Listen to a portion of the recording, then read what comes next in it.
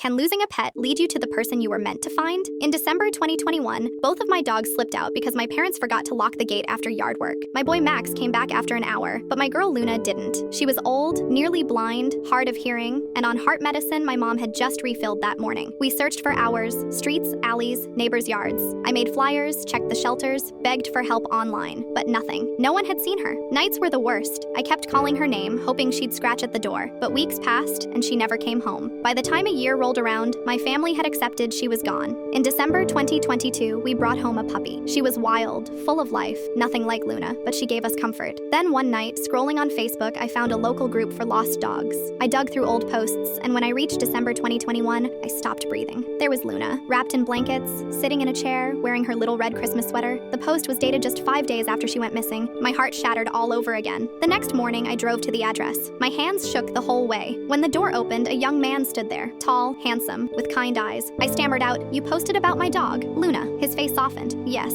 I found her, but I'm sorry, she didn't make it." He told me everything. Luna had been hit by a car. She was bleeding and weak when he carried her home. He cared for her, fed her, kept her warm. She fought for 2 months, but one night, she wagged her tail, rested her head in his lap, and took her last breath. He buried her in his garden between 2 rose bushes. I cried in his yard until I couldn't breathe, but he stayed with me the whole time, quiet and gentle, telling me over and over, she wasn't alone, she was loved. And as he spoke, I noticed something, how calm he made me feel, how the ache in my chest eased just standing near him. Weeks passed, but I kept thinking about him. Eventually, we started talking again, first about Luna, then about life, music, little things. Slowly, I realized something I never expected. The man who had held my Luna in her last moments was now holding me together too. It feels almost impossible, but out of the deepest heartbreak came something beautiful. I lost my Luna, my viejita chula, but in the roses where she rests, love bloomed again, and maybe that was her last gift to me.